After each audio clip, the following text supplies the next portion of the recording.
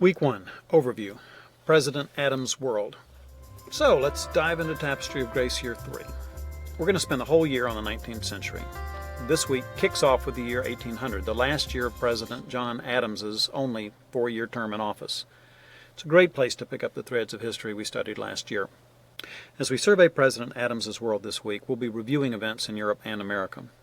Europe was convulsed by the French Revolution and its aftermath. Napoleon Bonaparte rose to power in the chaotic years after the French Reign of Terror in 1793 and became first consul of France in 1799. Next week, we'll study his career after he took over France. This week, we're going to flash back to the revolution that put him in power. The French upheavals from 1793 to 1815 were a dominant issue in American politics. America's first president, George Washington, steadfastly kept America out of Europe's wars. When his vice president, John Adams, won the election of 1796, he tried to hold to that course. But Adams didn't have Washington's enormous personal prestige and popularity. America's political parties were rapidly taking shape. Adams was a Federalist who steadfastly opposed American involvement overseas, but many Federalists wanted America to take England's side in her wars with France. Thomas Jefferson was a Democrat-Republican who used the French situation and the scandalous XYZ affair and the controversial Alien and Sedition Acts to split the Federalist Party. Jefferson beat Adams in 1800, and the Federalist Party never bounced back. The Federalists had made history, but now they were history. France, meanwhile, dominates the landscape of the era, so let's take a quick look at what was going on over there. France's ancient regime began in the 14th century, and the kings of France grew in power until Louis XIV took the throne as an absolute monarch in 1642. In 1789, his great-great-great-grandson, Louis XVI, sat on the throne, still claiming absolute power. This Louis was persuaded to support America in a revolution against his old enemy, Britain. But by the time the war ended in 1783, France had some serious war debts to pay. Unfortunately, the French tax system was neither fair, flexible, nor efficient. King Louis and his queen, Marie Antoinette, maintained a glamorous and extravagant lifestyle designed to impress their court and the common people, but the commoners were groaning under a heavy load of taxes. Meanwhile, France was full of the new philosophies of the Enlightenment. The cultured critics of church and state were spreading new ideas of liberty, equality, and brotherhood. All of this added up to a volatile mix. It only took a spark to lead the revolution. Here's what happened. In May of 1789, just after George Washington was inaugurated as America's first president, Louis XVI called the French legislature together to discuss the financial situation of France. This was a big deal. The legislature, called the Estates General, had not met since 1614 because the kings claimed absolute authority. According to law, French society consisted of 3 different groups called estates.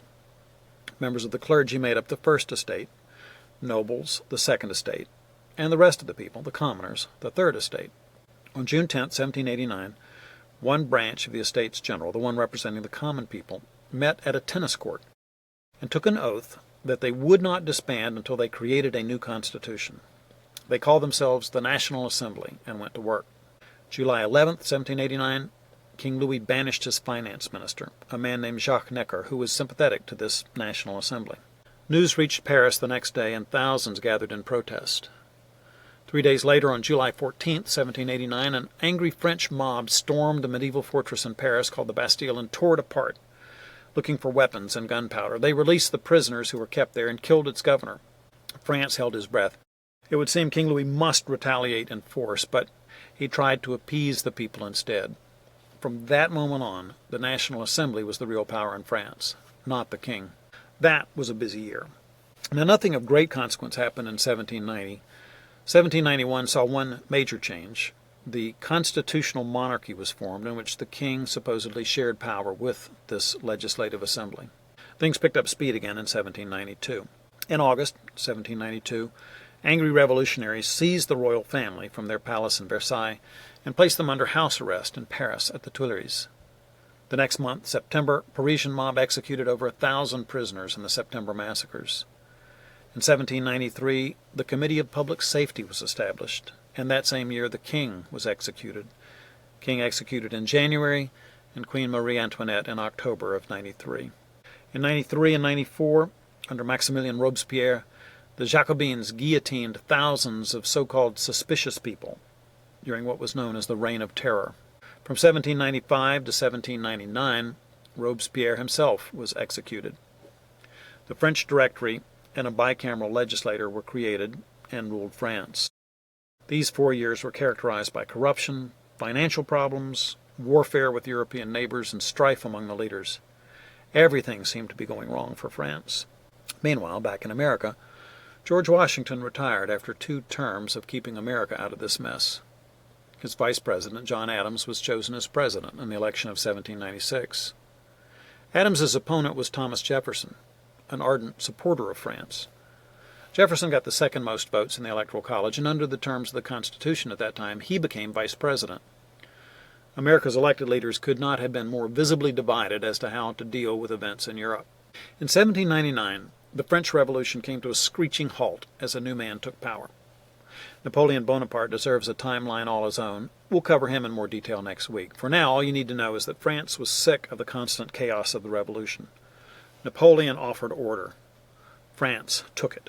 Let's go back to John Adams. Although Adams agreed with George Washington's decision to pursue a policy of neutrality in the war with France, neutrality is seldom a popular position. It seems like everybody else had strong and opposing opinions regarding American involvement in Europe. The Federalists disapproved of the French and the radical course of their revolution. Some even supported war against France. Many of the Federalists were accused of being war-hungry because they also wanted war with England, whose navy constantly stopped and confiscated men and cargoes of neutral American ships. Some of the Democratic Republicans felt sympathetic towards the French cause for liberty and thought the Americans owed the French support for their aid during the American fight for independence. These Democratic Republicans were attacked for supporting the radical and bloody French Revolution across the sea. Adams faced a serious threat of international attacks from both France and England. France had declared war on Austria in 1792, and Prussia joined Austria as an ally a few weeks later. In 1793, France declared war on Great Britain. Meanwhile, Spain entered the war on the side of Austria and Prussia. As a result of these conflicts, both the French and British ships stopped neutral American ships and either seized their cargoes or pressed American sailors into their navies, or both. This practice excited much resentment against Americans, some of whom wished to fight the British and some of whom saw this as a reason to fight the French. Adams was seriously concerned that France might invade America, especially in 1799. He made ready by strengthening America's army, calling on George Washington to hold himself in readiness to serve once again as general if needed. Adams also strengthened the Navy while actively sponsoring diplomatic missions. Adams tried to steer a middle course. He didn't want to fight for or against France. In 1797, Adams sent diplomats to France to try to negotiate a peace treaty. But 3 French foreign ministers demanded America pay them bribes before they would negotiate with the U.S. Word got out, and although the 3 French ministers were never identified by names, they were known as X, Y, and Z. Americans were outraged. They rightly felt they were being snubbed and humiliated, partly because their government had failed to aid French revolutionaries. When American citizens learned of this XYZ affair and the French insult to their ambassadors, many began to clamor for war with France. In an effort to stifle the intense criticism of Adams' foreign policy, members of the Federalist Party, which controlled Congress at that time, wrote and passed the Alien and Sedition Acts of 1798.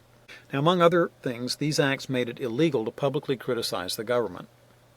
To a modern American, it seems unthinkable that Congress would ever do exactly what the First Amendment forbids. At the time, however, many Americans considered criticism of the government to be treason, no matter what the Constitution might seem to say about it. There's an old Chinese curse that says, "May you live in interesting times." John Adams certainly lived through such times. As a patriot leader, American founder, and the man who had to fill George Washington's presidential shoes. May your children come to appreciate this remarkable man this week.